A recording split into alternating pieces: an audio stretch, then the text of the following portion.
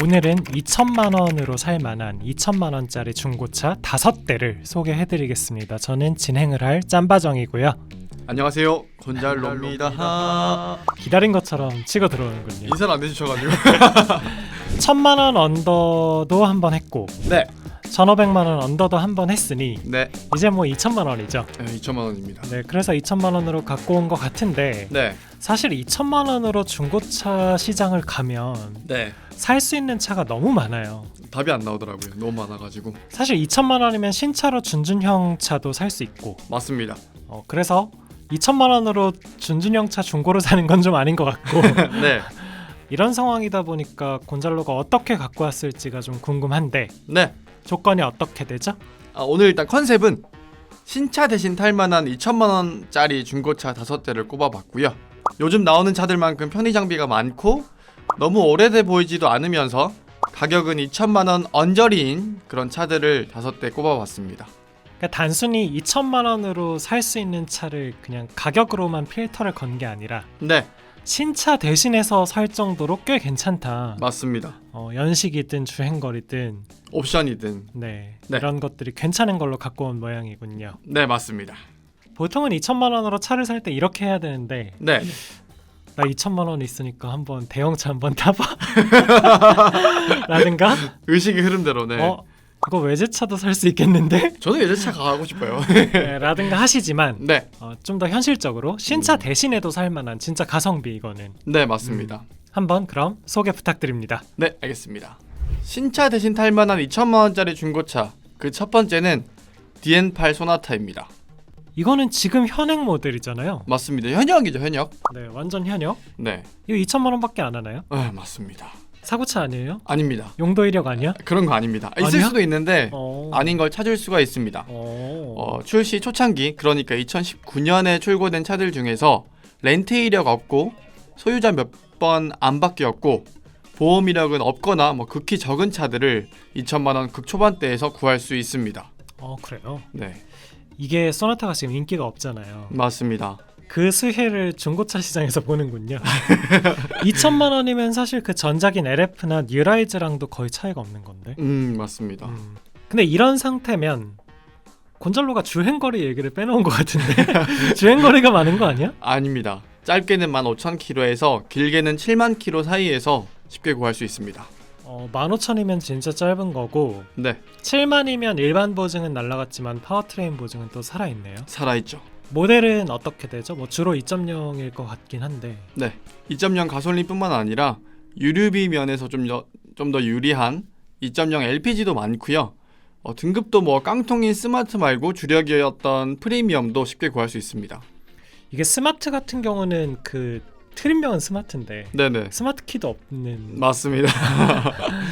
제 기억에 네. 제가 이때 그 칼경 할 때의 기억을 생각해 보면 네, 가솔린보다 되려 LPG가 사양 구성이 더 괜찮았던 것 같아요. 맞습니다. LPG 깡통이 되게 괜찮았었죠. 네. 그리고 요즘 차답게 전방 충돌 방지 보조, 차로 유지 보조, 하이빔 보조 같은 것도 전부 기본이고요. 스센을 넣지 않았을지언정. 네, 맞습니다.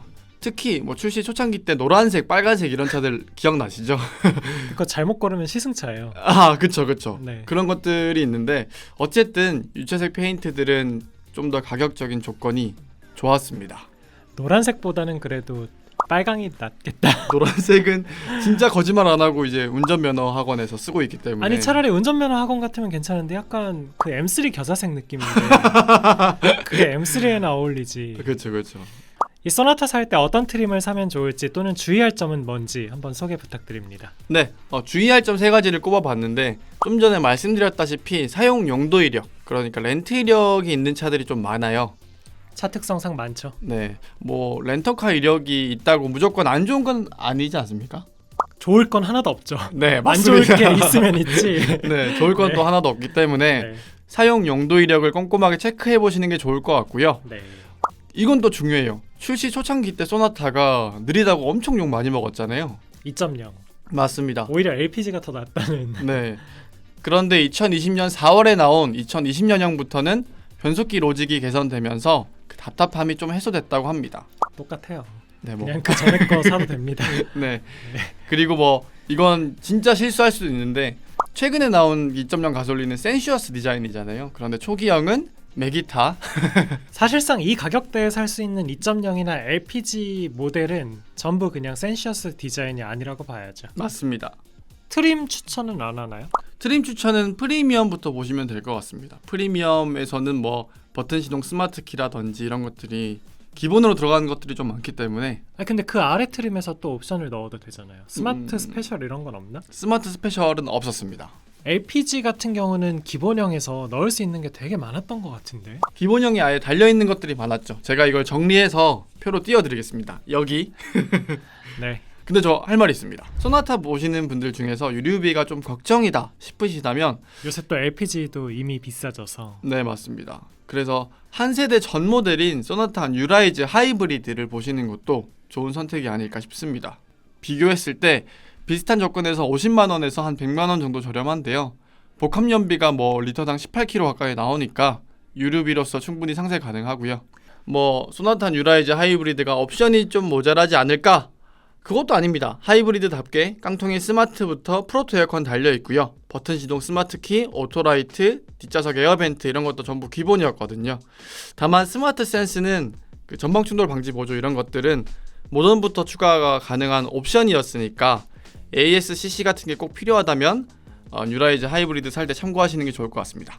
곤잘로라면 뉴라이즈 하이브리드 사요? DM8 가솔린이나 LPG 사요? 저는 뉴라이즈 하이브리드가 진심? 아니요.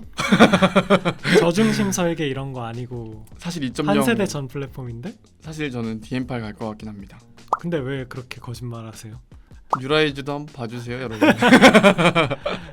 자, 다음 모델 한번 설명 부탁드립니다. 어떤 차 갖고 왔나요? 차급을 높여서 준대형도 삽 가능. 기아 K7 프리미어.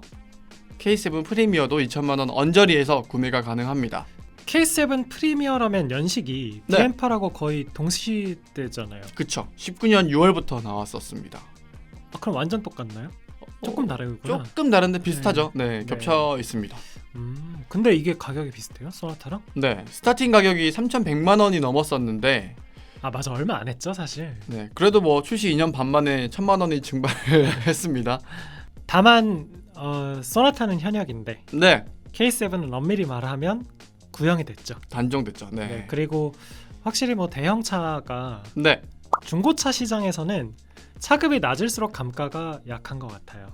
확실히. 네, 큰 네. 차일수록 감가가 세고 그래서 맞습니다. 소나타랑 붙게 된 것 같습니다. 네, 네, 계속 가시죠.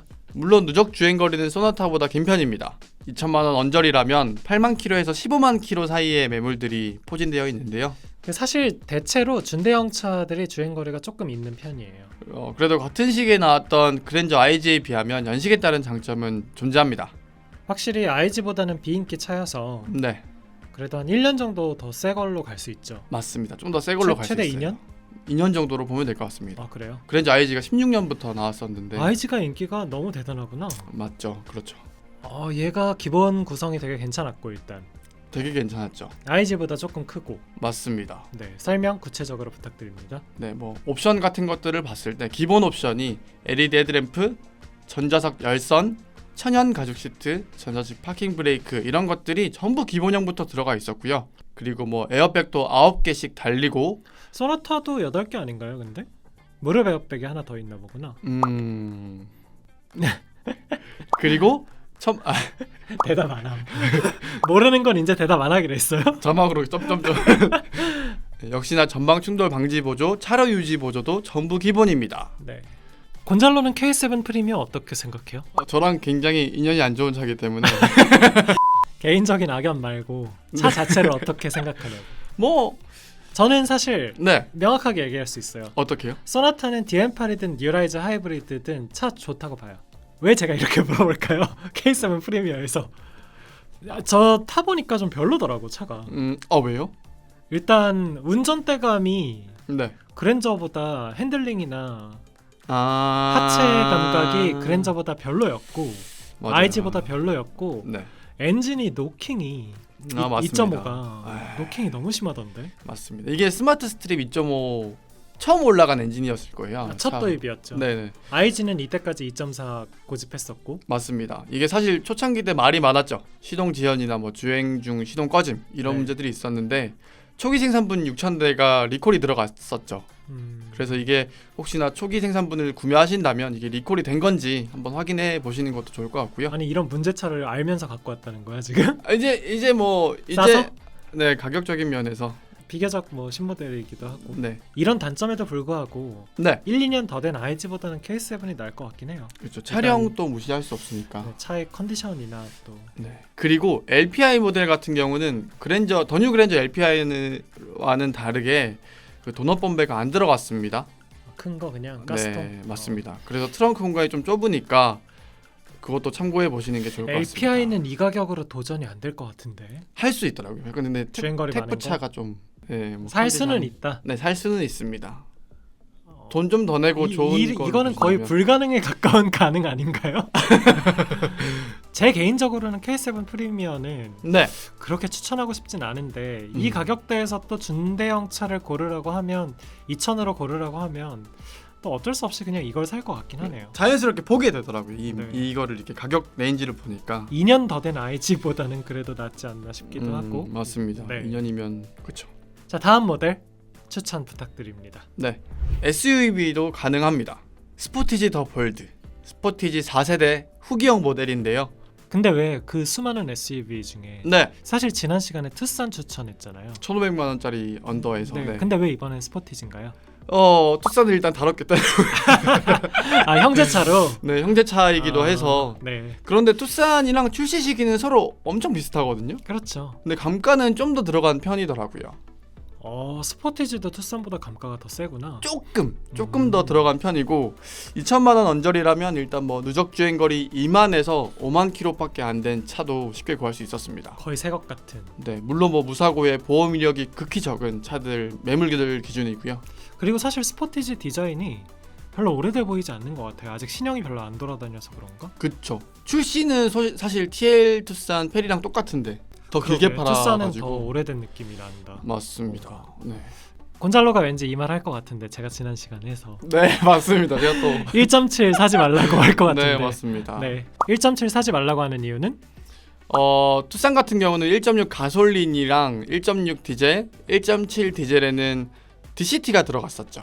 그렇죠. 그래서 그 DCT 때문에 추천하지 않았었죠. 맞습니다. 그런데 스포티지는 2.0 가솔린 그리고 2.0 디젤에 자동 변속기, 토크 컨버터식의 자동 변속기가 들어갔었어요. 투싼이랑 차이점은 2.0 가솔린이 존재한다는 거. 맞습니다. 네.